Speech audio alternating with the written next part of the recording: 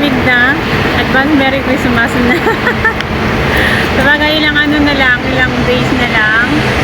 At December na guys. Ayan na naman tayo. Ay, ang dilim. Ang dilim niya. Ba't ang dilim? Ang dilim niya pag lumayo ako guys.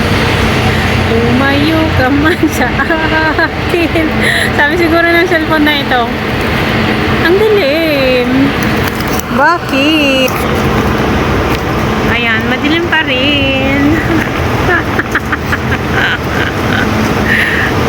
Hello everybody. Merry Christmas.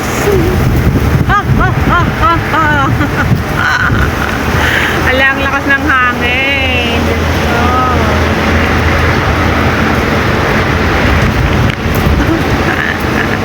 Wala tayong magawa. Sino yung mga pinapakrismasan dyan ng mga amo nila ng bonggang bongga? Sabagay, kahit hindi naman tayo pinapakrismasan, basta may sahod tayo, okay na yan guys. Pero may mga amo kasi nga grabe magbigay. And yan ang mga blessingan talaga ng Diyos. One time naranasan ko nang nagkaroon ng amo noon dito na European na malaki talaga ang pinakrismas, 1,000 QR yun. Sa kanilang mag-asawa ng boss ko, 500 silang dalawa doon. And sa parents ng babae na daddy at mami niya, 500. Naka 1,000 noon ako. Napaka-blessed ko that year noon guys kasi nakakatanggap ako ng ganyan. Maliban dyan, nakakatanggap ako ng maraming gamit. Maraming siya nagbibigay siya ng mga accessories at saka mga high quality yung mga yun and then mga damit, ganyan, yung mga gamit sa kusina nila pag ayaw na nila, ang dami guys. Yan, napakaswerte ko noon dyan. At dito naman, okay naman din sa awa ng Diyos. Nakakatanggap din ako ng mga yung mga second hand na gamit nila at ayun ang mga pinapadala ko sa amin na pwede pa kasing gamitin at maganda pa naman guys, and quality. Hindi naman na kung tutuusin yung second hand nilang mga gamit dito is mas more on luma pa yung mga nagagamit natin sa probinsya, lalo na pag wala tayong trabaho, ganyan, walang kita is na hindi na natin mapalit-palitan is mas lumabang mga yun. So ako bilang nanay, nanghihinayang ako guys, kaya tinatanong nila ako kung gusto ko, and syempre bago nila ibigay, tatanungin muna, and syempre gusto ko lahat guys.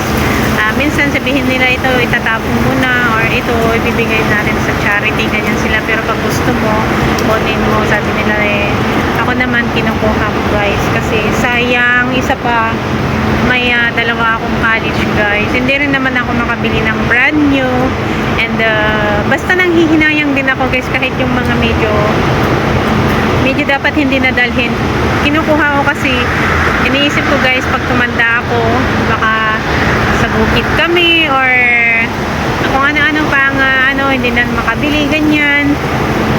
Iniisip ko na yan para sayang din, magamit din kaysa itapon, ganyan. Kung may space sa ito, padala ko sa mga karton, ayun ang maganda at napadala ko siya. So ganun guys, malaking blessings na rin yung mga ganyan, yung mga amo nating mga mapagbigay. Kasi kahit hindi sila nagbibigay ng financial like Christmas, ganyan ako, binibigyan ako pag December 200, ganyan dito lang, pero okay lang yan kasi yung pagbibigay nila ng mga like pinaglaman nilang shoes para sa mga anak ko or mga damit, ganyan, binibigay ng dalaga, ganyan, kahit yung mga shoes ko na may mga tag galing sa kanila yan at saka bago pa.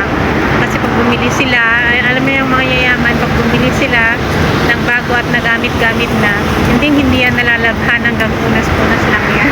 Pag talagang very dirty look, very dirty na sa kanila, pagbigay ayaw na nila, pero pag once na nilabhan mo na yon, bagong-bago pa. So ako guys, bilang nanay, masinop ako kung ano yung mga ayaw nila, kung ano yung mga pwede pa, kinukuha ko. Ganyan sa akin, kahit wala silang bigay-bigay, ganyan, kahit every 2 years silang nag-i-increase, ganyan, ano lang, basta yung mga binibigay nila is napakalaki napakalaking tulong na sa akin, napakalaking blessings na kanila mga damit, mga basta lahat-lahat po guys, lahat sa dalaga, and lalo na sa mga gamit sa kusina. Kasi pag ang mga amo ko ngayon is medyo masilat, kung ayaw na nila yung may gas-gas, may ganon, ayan, sabi nila itapon na. Ako gusto ko pa, kunin ko pa, maganda pa, matibay pa, sabi ko sa kanya. Hindi kinukuha ko guys.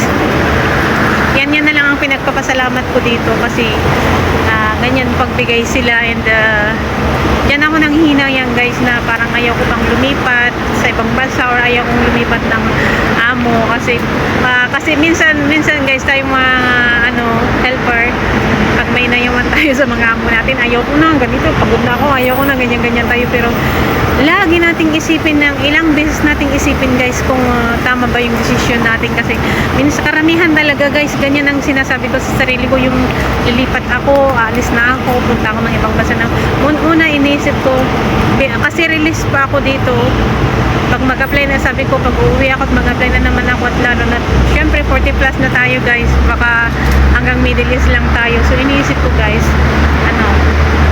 baka yung sahod is starting na naman like kagaya ng sahod ng Middle East pag nasa may agency ka ganyan, and then iniisip ko baka hindi ako makaamuna naman ng palabigay ganyan. So, malaking blessings kasi yung amo mo palabigay ng mga gamit guys ganyan, and then dito walang bata guys, more than 4 years ko na sa kanila, walang bata. Sa 10 years ko dito ako nagtagal, and then walang bata, nasanay na ako sa walang bata, and sa ibang bansa mahirap pang may bata guys, hindi ko talaga kaya ang may bata.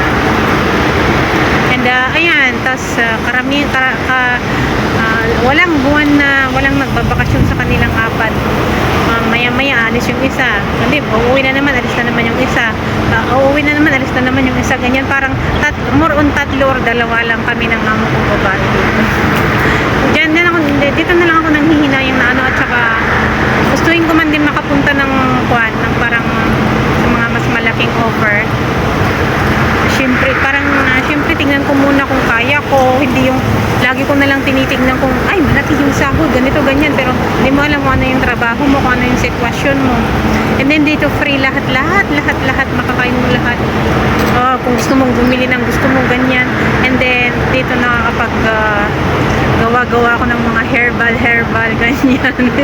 Pag tumanda tayo guys, yung mga herbal na lang iisip natin.